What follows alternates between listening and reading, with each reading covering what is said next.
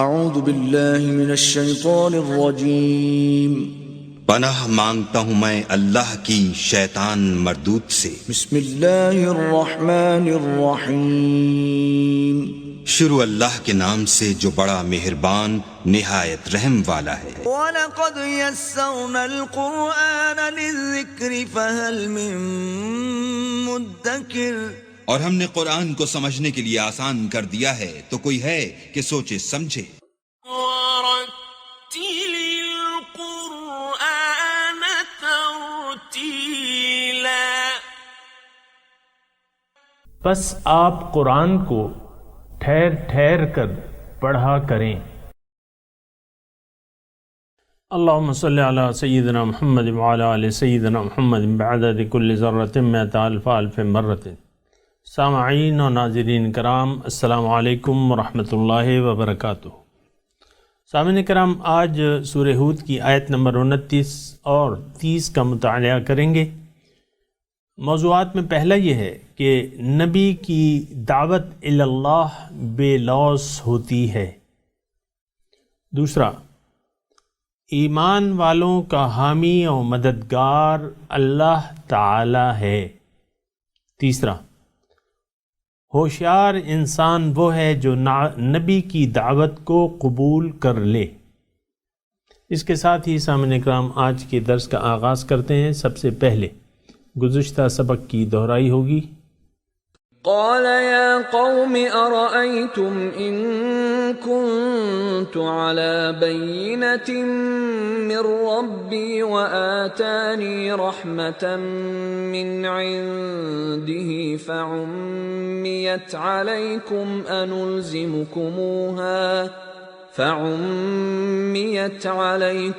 أنلزمكموها وأنتم لها كارهون۔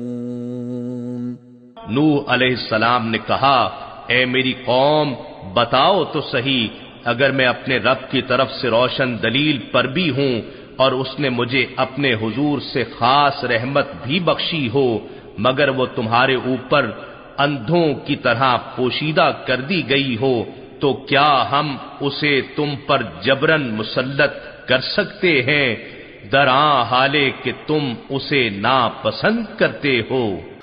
لفظی ترجمہ پہلے سن لیں۔ وَيَا قَوْمِ، اور اے میری قوم، لا اسألکم علیہ مالا، میں تم سے نہیں مانگتا، لا اسألکم نہیں مانگتا تم سے، علیہ اس تبلیغ کے عوض، مالا مال نہیں مانگتا، ان اجریہ نہیں ہے اجر میرا، اللہ مگر علی اللہ اللہ کے ذمے، وما انا اور میں نہیں ہوں بطارد الذین آمنوا ہٹانے والا ایمان والوں کو اپنے پاس سے، انہم ملاقو ربہم بے شک یہ اپنے رب سے ملنے والے ہیں،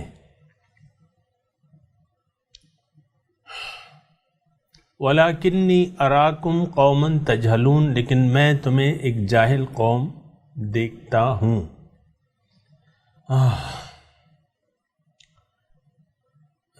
سامعین اکرام، نوح علیہ السلام کا قصہ شروع ہے، اور اس سلسلے میں آج کا جو سبق ہے، وَيَا قَوْمِ لَا أَسْأَلُكُمْ عَلَيْهِ مَالًا، اے میری قوم اس تبلیغ کے عوض میں تم سے کوئی مال نہیں مانگتا، ان اجریہ الا علی اللہ، میرا اجر اللہ کے ذمہ ہے۔ بات یہ ہے سامعین کرام کہ ہر پیغمبر اللہ تعالیٰ کی طرف سے ہدایت یافتہ بھی ہوتے ہیں، اور ان کو ڈیوٹی بھی ہوتی ہے کہ بلغ ما انزل الیک من ربک، چونکہ اللہ کا کام کرتے ہیں تو بندوں سے اجر طلب کرنا یعنی ان کا کام نہیں ہے، اور نہ ایسا ہوا ہے نہ۔ تو بہرحال اللہ کے ذمے، یعنی یہ نوح علیہ السلام ایک قسم کا ان سے کہہ رہے ہیں کہ دیکھو میں تو تمہارا خیر خواہ ہوں، وَأَنَا لَكُم مِّنَ النَّاصِحِينَ، میں تو صرف خیر خواہی کر رہا ہوں، تمہاری ڈیوٹی میری اللہ تعالیٰ کی طرف سے لگائی گئی ہے، اللہ تعالیٰ کا رسول ہوں، اس کے عوض کوئی میں تم سے اجر نہیں طلب کر رہا، اور میرا اجر اللہ کے ذمے ہے۔ وَمَا أَنَا بِطَارِدِ الَّذِينَ آمَنُوا، اور میں اپنے پاس سے ہٹانے والا نہیں ہوں ایمان والوں کو۔ یعنی عام طور پہ یہ ہے سامعین اکرام کہ جب بھی پیغمبر آتے ہیں تو ان کے متبعین جو ہیں وہ کمزور اور پسا ہوا طبقہ ہوتا ہے۔ جیسے کہ حضور صلی اللہ علیہ وسلم کے پاس یعنی قریش مکہ جو ہے، جو سرداران قریش تھے، وہ یہ مطالبہ کرتے تھے کہ یہ جو تمہارے پاس لوگ ہیں ان کو ہٹاؤ اپنے پاس سے تو ہم آ کے تمہاری بات سنیں گے، یہ تو مطلب کمزور طبقہ ہے، یا یعنی ان کی نظر میں ان کی حیثیت کچھ نہیں تھی۔ تو پھر اللہ تعالیٰ کی طرف سے آیت نازل ہوئی کہ وَلَا تَطْرُدِ الَّذِينَ يَدْعُونَ رَبَّهُمْ بِالْغَدَاةِ وَالْعَشِيِّ يُرِيدُونَ وَجْهَهُ مَا عَلَيْكَ مِنْ حِسَابِهِمْ مِنْ شَيْءٍ وَلَا مِنْ حِسَابِكَ عَلَيْهِمْ مِنْ شَيْءٍ فَتَطْرُدَهُمْ فَتَكُونَ مِنَ الْخَاسِرِينَ ہے یا ظالمین ہے ہمارے۔ تو یعنی یہ مطالبہ ہوا ہے سامعین اکرام کہ بھئی تم یہ اپنے یہ لوگ جو ہیں ان کو ہٹا لو تو پھر ہم آ جائیں گے۔ عام طور پہ سامعین اکرام یہ ہوتا ہے کہ جو یہ ایسے لوگ ہوتے ہیں یعنی سردار ہوتے ہیں، نواب ہوتے ہیں، قوانین ہوتے ہیں، تو یہ یعنی آپ دیکھیں نہ مسجدوں میں آتے ہیں، عام طور پہ نہ مسجدوں میں آتے ہیں، نہ اللہ والوں کے پاس بیٹھتے ہیں، نہ ایسی صحبت تلاش کرتے ہیں نیک لوگوں کی۔ عام طور پہ یہ ایک دیکھا گیا ہے صاحب حیثیت لوگ، کیونکہ یہ لوگ اپنے آپ کو کچھ سمجھتے ہیں، تو جب سمجھتے ہیں تو پھر یہ ہے کہ تکبر ہوتا ہے، تو تکبر کی وجہ سے تو یہاں نوح علیہ السلام کی قوم نے جو سردار تھے جن کا یہاں تذکرہ ہو رہا ہے، وہ بھی مطالبہ کرتے تھے کہ تم ان لوگوں کو، یہ تو تمہارے لوگ جو ہیں یہ اراذل بادی الرأی، یہ تو کم حیثیت کے لوگ ہیں، اور تم ان کو اپنی مجلس سے ہٹا دو، پھر ہم دیکھیں گے، آئیں گے تمہارے پاس۔ تو یہ مطالبہ جو ہے نوح علیہ السلام نے نہ مانا اور کہہ دیا کہ نہیں، ایسا نہیں ہو سکتا۔ ما انا بطارد الذین آمنوا، میں ایمان والوں کو اپنے پاس سے ہٹانے والا نہیں ہوں، اور انہم ملاقو ربہم، یہ اپنے رب سے ملنے والے ہیں۔ سامعین اکرام تھوڑا سا ٹھہر کے اس جملے پر غور کریں، اس پیغمبر کے، تو اس میں آپ کو مقصد حیات نظر آئے گا۔ ہم آئے ہیں ملاقات کی تیاری کے لیے، تو یہ تیاری یعنی کیسے ہوگی تیاری کہ آپ اہل حق کے ساتھ، اہل اللہ کے ساتھ مل جائیں، ان کے ساتھ شریک ہو جائیں۔ وہ چونکہ ملے ہوئے ہیں، آپ کو یہ اللہ تعالیٰ سے ملا دیں گے۔ دنیا میں جزوی طور پہ اللہ تعالیٰ کی معیت نصیب ہو جاتی ہے سامعین اکرام، اور ایک تو یعنی حقیقت یہ ہے کہ اللہ تعالیٰ تو ذات ایسی ہے کہ وہ یہ فرماتی ہے کہ وَهُوَ مَعَكُمْ أَيْنَمَا كُنْتُمْ، وہ تمہارے ساتھ ہے جہاں بھی تم ہو۔ اب یہ وجود کا احساس پیدا کر لینا، یہ تو صالحین کی صحبت میں بیٹھ کے ہی حاصل ہوتا ہے۔ پھر صراط مستقیم کو اللہ تعالیٰ کو مقصود بنا کے صراط مستقیم پر چلنے سے حاصل ہوتا ہے۔ تو پھر یہ ہے کہ بس یہاں میں صرف یہ اشارہ آپ کو دے رہا ہوں کہ انہم ملاقو ربہم، یعنی جو پیغمبر کے ساتھ مل جائے گا، ایک جملہ کہہ رہا ہوں اس کو سن لیں، جو پیغمبر کے ساتھ مل جائے گا، ان کی صحبت اختیار کر لے گا، پیغمبر کی یا نائب پیغمبر کی۔ نائب پیغمبر میں اس لیے کہہ رہا ہوں کہ قیامت تک ایسے لوگ موجود ہیں جو اہل حق ہیں، جو نائبین رسول ہیں، تو جو ان کی صحبت میں بیٹھ جائے گا اور ان کی تربیت کو قبول کر لے گا. بعض ایسے ہوتے ہیں نا کہ وہ آتے جاتے ہیں لیکن تربیت قبول نہیں کرتے. بہت سے ایسے لوگ ہوتے ہیں کیونکہ ان کے مقاصد جو ہیں وہ ذرا مختلف ہوتے ہیں. ایک دوسرا وہ لائن جو طریقہ کار مرشد کی طرف سے بتایا جاتا ہے وہ قبول کرنے کے لیے بھی تیار نہیں ہوتے. اللہ تعالیٰ کے راستے پر چلنے کے لیے، اس میں جد و جہد کرنے کے لیے تیار نہیں ہوتے، تو پھر یہ تھوڑی سی کمزوری آ جاتی ہے.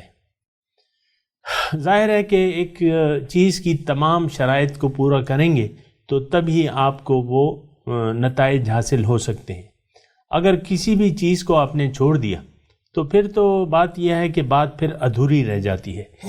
تو یہ ایک بات ذرا غور رکھیں، انہم ملاقو ربہم، یہ اپنے رب سے ملنے والے ہیں. کتنی اچھی خوشخبری کی بات ہے سامعین اکرام.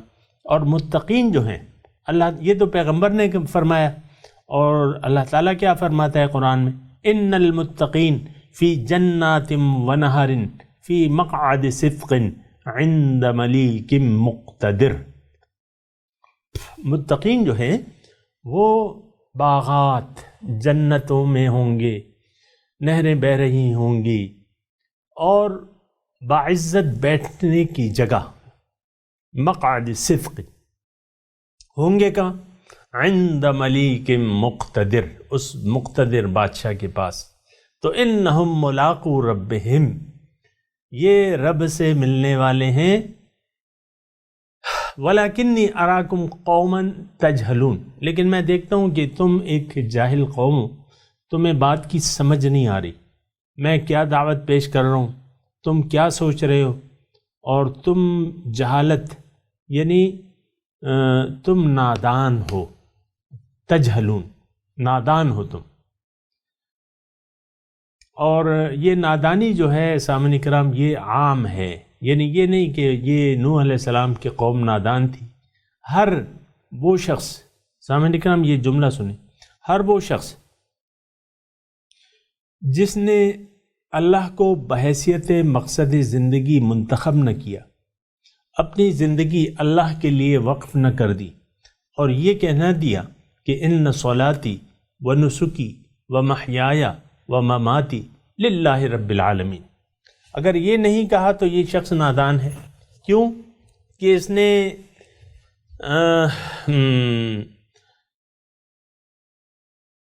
یعنی تھوڑے مفاد کے عوض آخرت کا سودا کر لیا، جبکہ اللہ تعالیٰ نے منع کیا ہے وَلَا تَشْتَرُوا بِآيَاتِ ثَمَنًا قَلِيلًا، تھوڑے مال کے عوض میرے نشانیوں کا سودا نہ کرو.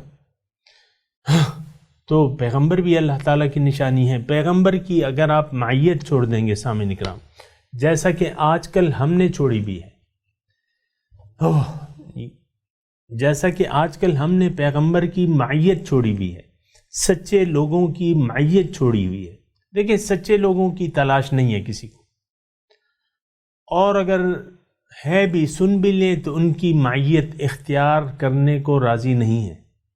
پھر اگر معیت اختیار کر لیں پھر ان کے ارشادات پہ عمل کرنے کے لیے تیار نہیں کہ بھئی یہ تو ہے اپنی جگہ ہے ہوگا، اور میں تو اپنی بس یہی میری دکان ہے اور یہی میرا کاروبار ہے اور میں تو یہی کروں گا. تو یہ نادانی ہے اور کچھ بھی نہیں ہے. یعنی ایک قیمتی سودا، بہت کم پیسوں پہ اگر ایک قیمتی سودا چھوڑ دیں. میں ایک مثال قائم کر رہا ہوں آپ کے سامنے. 5 کروڑ کا آپ کو مل رہا ہے ایک بہت بڑا پلاٹ، 5 کروڑ کا مل رہا ہے مثال کے طور پہ، اور وہ بہت قیمتی پلاٹ ہے. آپ کے پاس پیسے ہیں، آپ کے پاس 1 ارب روپے ہیں، 5 کروڑ کا مل رہا ہے. وہ پھر بکے گا مثال کے طور پہ، وہ پھر بکے گا 2 ارب روپے کا. آپ اس سودے کو نظر انداز کر دیتے ہیں، آپ اس سودے کو نظر انداز کر دیتے ہیں. نہیں، بس آپ نے نہیں کہہ دیا، سودا چلا گیا آپ سے۔ تو یہ نادانی آپ نے نہیں کی۔ جنت کی کیا قیمت ہے سامعین کرام؟ دنیا کی یعنی ہم اس کی قیمت یہاں ادا کر ہی نہیں سکتے۔ ساری زندگی اگر ایک انسان سجدے میں پڑا رہے، مثال کے طور پہ سجدے سے پڑا رہے، میری مراد یہ ہے اطاعت، عبادت، سب کچھ، لیکن یہ ہے کہ وہ تو جنت کی قیمت نہیں ہے، وہ تو آپ کا فرض ہے۔ یہ سجدہ جو آپ کر رہے ہیں یہ آپ کا فرض ہے، یہ آپ کی ڈیوٹی ہے، یہ آپ نے کرنا ہے۔ تو پھر وہ تو اللہ کا فضل سے ملتی ہے، جنت تو اللہ کے فضل سے ملتی ہے۔ عمل تو آپ کا جو ڈیوٹی ہے وہ تو آپ کی ڈیوٹی ہے، وہ آپ کا فرض ہے۔ ہم اللہ کے بندے ہیں، اس کی اطاعت نہیں کریں گے تو کس کی کریں گے؟ سوال تو یہ بھی ہے نا، اس کی اطاعت نہیں کریں گے تو کس کی کریں گے؟ شیطان کی کریں گے۔ شیطان کی کریں گے تو اپنے، یہ ہوشیاری یہی ہے کہ ہم نفس کی بات کو نہ مانیں اور اللہ کی اطاعت قبول کر لیں۔ لیکن جنت، اس کی تو کوئی قیمت نہیں ہے، ابھی تو وقت نہیں ہے، ورنہ آپ خود اندازہ لگا لیں کہ یہ آپ نے کیا کیا۔ وہ ایک شاعر کہتا ہے نا کہ جان دی ہوئی اسی کی تھی، حق تو یہ ہے کہ حق ادا نہ ہوا۔ جان اگر میں نے دے بھی دی تو یہ تو اسی کی چیز تھی، تو دے دی میں نے، یہ تو حق نہیں ہے۔ اور حضور صلی اللہ علیہ وسلم کی ایک بات کو اگر آپ غور کریں اس پہ کہ ما عبدناک حق کا عبادتک، جو حق تھا تیری عبادت کا وہ ہم نے ادا نہیں کر سکی۔ ما عرفناک حق کا معرفتک، اور جو آپ کی معرفت کا حق تھا وہ ہم ادا نہیں کر سکے۔ تو بہرحال سامعین اکرام کے اس میں یہ ہے وَلَكِنِّي أَرَاكُمْ قَوْمًا تَجْهَلُونَ، میں تمہیں ایک نادان قوم دیکھتا ہوں، نادانی کر رہے ہو، مجھ سے تم نے منہ موڑ لیا۔ جو لوگ ایمان لائے ہیں وہ تمہاری نظر میں ارذل ہیں، تو یہ تو تم نادانی کر رہے ہو، تم نے تو رسول اور اس کے امتیوں کی قدر و قیمت کو دیکھا ہی نہیں، پہچانا ہی نہیں، تم تو نادان قوم۔ وَيَا قَوْمِ مَنْ يَنْصُرُنِي مِنَ اللَّهِ إِن تَرَدتُّهُمْ، مَنْ يَنْصُرُنِي، یا قوم، لفظی ترجمہ آپ نے سن لیا نا، وَيَا قَوْمِ، دوبارہ دیکھیں، وَيَا قَوْمِ، اے میری قوم، مَنْ يَنْصُرُنِي مِنَ اللَّهِ، کون مدد کرے گا اللہ کے مقابلے میں، ان ترتہم، اگر میں ان کو ہٹا دوں، افلا تذکرون، کیا تم سمجھتے نہیں ہو؟ اس کا کیا مطلب؟ سامعین اکرام، جو اللہ تعالیٰ ہے نا، واللہ ولی المؤمنین ہے۔ تھوڑا سا یہ توجہ سے یہ بات سنیں، واللہ ولی المؤمنین، اللہ ولی الذین آمنوا، اللہ تعالیٰ مومنوں کا دوست ہے، کارساز ہے، دوست ہے۔ تو جب مومن اللہ تعالیٰ کا دوست ہے تو یہ تو مطلب یہ ہے کہ اس کی ایک حیثیت ہوگی کہ بھئی یہ اللہ کا بندہ ہے، اللہ کا دوست ہے۔ تو پھر دوسری جگہ اگر آپ ایک حدیث کے اس کو دیکھیں کہ من آذا لی ولیا فقد آذنتہ بالحرب، جس نے میرے دوست کو تکلیف پہنچائی اس سے میرا اعلان جنگ ہے۔ جس نے میرے، من آذا لی ولیا، آذا کہتے ہیں معمولی تکلیف، تو جس نے میرے دوست کو تکلیف پہنچائی چاہے وہ بہت معمولی ہی کیوں نہ ہو، تو اس سے میرا اعلان جنگ ہے۔ یہ ذرا نوٹ کر لیں سامعین کرام، یہ بڑی اہم بات ہے۔ ایک تو جو ایمان والے ہیں ان کو اپنی حیثیت کا اندازہ ہونا چاہیے، وہ اپنے آپ کو اکیلا نہ سمجھے، اللہ تعالیٰ ان کا دوست ہے اور کارساز ہے، اللہ ولی الذین آمنوا۔ پھر اگر کوئی اس دوست کے ساتھ دشمنی کرے گا اللہ تعالیٰ اس کا دشمن بن جائے گا۔ یہ بات بھی نوٹ کر لیں سامنے کرام۔ کیوں کہ اللہ تعالیٰ ابھی آپ نے حدیث قدسی سنی نا، من آذا لی ولیا فقد آذنتہ بالحرب، اس کے ساتھ میرا اعلان جنگ ہے۔ تو یہ اللہ تعالیٰ کے دوستوں کے ساتھ کو تکلیف دینا کسی بھی قسم کی، والذین یؤذون رسول اللہ لہم عذاب علیم، جو اللہ کے رسول کو تکلیف دیتے ہیں ان کے لیے دردناک عذاب ہے۔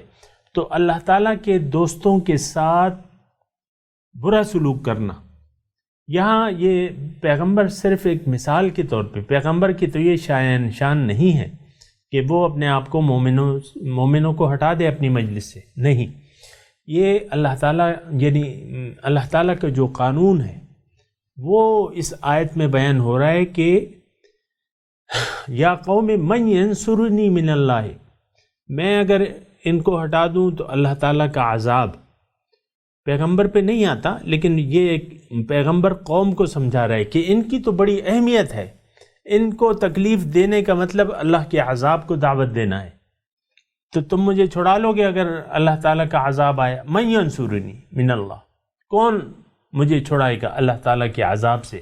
ان طردتہم، اگر میں ان کو اپنے پاس سے ہٹا دوں، افلا تذکرون، تو تم سوچتے نہیں یہ کس کے دوست ہیں؟ میری مجلس میں بیٹھے ہیں، یہ تو رب کے محبوب ہیں۔ آہا، جو پیغمبر کی مجلس پہ بیٹھے ہوئے ہیں، جو امتی ہیں، یہ تو رب کے محبوب ہیں۔ یحببکم اللہ، سامعین کرام ایک اور حیثیت جو ہے یہ جان لیں، جو اللہ کے دوست ہیں ان کی حیثیت کیا ہے، یہ محبوبان خدا ہیں۔ یہ کون ہیں؟ محبوبان خدا۔ تو محبوب کو جو چھیڑے گا پھر عاشق کیا کرے گا ان کے ساتھ؟ یہ تو سامعین اکرام آپ جانتے ہیں سب، اس میں ماں سے بچے کو لے کے اگر آپ اسے ایک تکلیف پہنچائیں تو ماں شیر نہیں بن جائے گی۔ یہ تو انسانوں میں بھی ہے اور حیوانوں میں بھی ہے، ہر بچہ جو ہے اپنی ماں کو پیارا ہوتا ہے۔ تو پھر یہ بس اشارے میں کر رہا ہوں، آپ خود ہی جان لیں۔ تو افلا تذکرون، اب پہلے یہ پڑھ لیتے ہیں، پھر اگر وقت ہو تو پھر مزید پڑھ لیں گے۔ تلاوت کرتا ہوں، آپ میرے ساتھ دہرائیے۔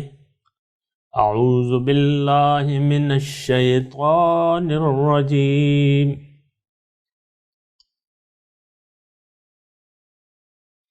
بسم اللہ الرحمن الرحیم،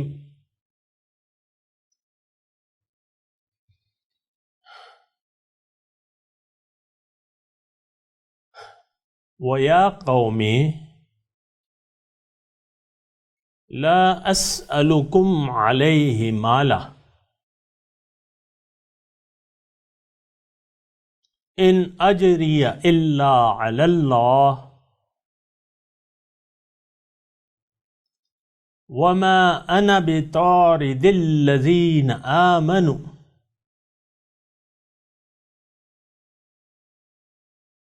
إِنَّهُمْ مُلَاقُو رَبِّهِمْ وَلَكِنِّي أَرَاكُمْ قَوْمًا تَجْهَلُونَ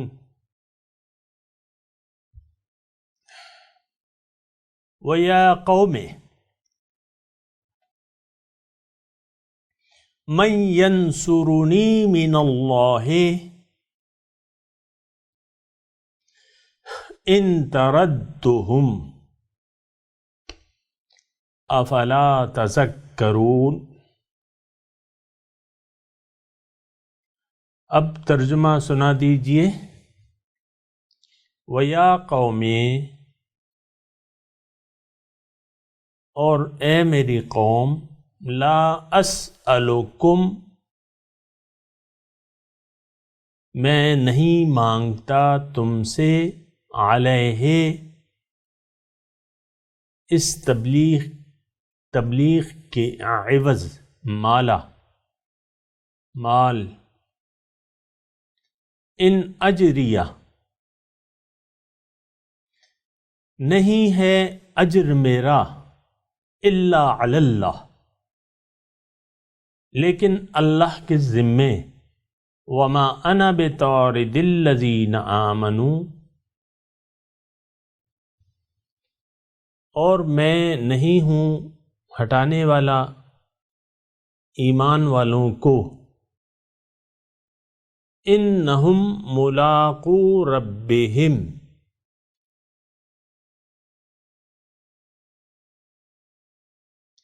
یہ اپنے رب سے ملنے والے ہیں، ملاقات کرنے والے ہیں۔ سامعین کرام، ملاقات کا لفظ جو ہے اگر آپ غور کریں بہت جگہ آیا ہے قرآن میں۔ مثال کے طور پہ تھوڑا سا ٹائم ہے، میں آپ کو من کان یرجو لقاء ربہ قل انما انا بشر مثلکم یوحی الی انما الہکم الہ واحد فمن کان یرجو لقاء ربہ فلیعمل عملا صالحا ولا یشرک بعبادت ربہ احدا۔ ترجمہ، آپ ان سے کہہ دیجئے اے محمد صلی اللہ علیہ وسلم، ما انا الا بشر مثلکم، میں تمہاری جن سے ہوں، یعنی انسان ہوں، اور یوحا الیہ، میری طرف وہی یہ کی گئی ہے، انما الہکم الہ واحد، کہ تمہارا معبود ایک ہے۔ فمن کان یرجو لقاء ربہ، پس جو امید رکھتا ہو اپنے رب سے ملاقات کی۔ اب یہاں آپ دیکھیں کہ یہاں پیغمبر فرما رہے ہیں کہ بھئی تمہارا معبود ایک ہے، تو جس کی امید ہے ملاقات اپنے رب کی، تو اس کو جو کرنا چاہیے وہ ابھی میں آیت پڑھتا ہوں، لیکن میں صرف یہاں آپ کو یہ بتا رہا ہوں کہ دیکھیں بندگی کا حاصل کیا ہے، رب سے ملاقات۔ اصل میں اور آپ جس معاشرے میں رہ رہے ہیں، تو نہ تو ہم خود سمجھ پا رہے ہیں، نہ سمجھنا چاہتے ہیں، نہ کوئی سمجھانے والا بھی پھر نہیں ملتا ہمیں، اور جو عام بیان ہوتا ہے تو وہ عام بیان ہوتا ہے، یعنی بس مقصد کیا ہے پوچھتے ہیں، مقصد کیا ہے، وہ کہتے ہیں عبادت، بس عبادت کیے جاؤ۔ عبادت کا حاصل کوئی نہیں بتاتا، جبکہ قرآن میں تو موجود ہے یہ، بھئی انما الہکم الہ واحد، تمہارا معبود تو ایک ہے۔ فمن کان یرجو لقاء ربہ، یہ پھر وہ حاصل بتا دیا نا، جو رب سے ملاقات کا امیدوار ہے تو فلیعمل عملا صالحا، تو اب اس کو چاہیے کہ وہ عمل کرے نیک، ولا یشرک بعبادت ربہ احدا، اور اپنے رب کے ساتھ کسی کو بھی شریک نہ کرے، رب کی عبادت میں کسی کو شریک نہ کرے۔ تو سامعین کرام، جو رب سے ملاقات کا امیدوار ہے اس کو رب کی بندگی کرنی ہوگی، اور اس کی بندگی مطلب کیا ہے؟ رب کی اطاعت میں کسی کو شریک نہ کرے، نہ نفس کی بات مانے، نہ معاشرے کی نہ غلط معاشرے کی مانے، نہ غلط یار دوست کی مانے، اور نہ غلط والدین کی مانے، نہ غلط بھائی کی مانے۔ تو یہ مطلب یہ ہے کہ بندگی کا حاصل کیا ہے؟ رب سے ملاقات۔ پھر اس کے لیے شرک نہیں کرنا، تو شرک کا جو معنی ہمارے اور آپ کے ذہن میں ہے وہ تو کچھ الگ ہی ہے، بہرحال یہ میں نے تھوڑی سی آپ کو بتا دی۔ تو پیغمبر کہتا ہے کہ من ینصرنی من اللہ ان طردتہم، کون امداد کرے گا میری اگر میں ان کو جھڑک دوں؟ افلا تذکرون، کیا تم سوچتے نہیں ہو؟ سامعین کرام، اب ان آیات کی تلاوت اور ترجمہ سنتے ہیں۔ وَيَا قَوْمِ لَا أَسْأَلُكُمْ عَلَيْهِ مَالًا إِنْ أَجْرِيَ إِلَّا عَلَى اللَّهِ وَمَا أَنَا بِطَارِدِ الَّذِينَ آمَنُوا إِنَّهُمْ مُلَاقُو رَبِّهِمْ وَلَكِنِّي أَرَاكُمْ قَوْمًا تَجْهَلُونَ. O my people, I ask of you no money for it. My reward lies only with God, and I am not about to dismiss those who believed. They will surely meet their Lord, and I see that you are ignorant people. وَيَا قَوْمِ مَنْ يَنْصُرُنِي مِنَ اللَّهِ إِنْ طَرَدتُّهُمْ أَفَلَا تَذَكَّرُونَ. O my people, who will support me against God if I dismiss them? Will you not give a thought? سامعین کرام، اس کے ساتھ ہی آج کے درس کا وقت اختتام کو پہنچا۔ اگلے درس میں انشاءاللہ ملاقات ہوگی۔ وآخر دعوانا ان الحمدللہ رب العالمین، والسلام علیکم ورحمۃ اللہ وبرکاتہ۔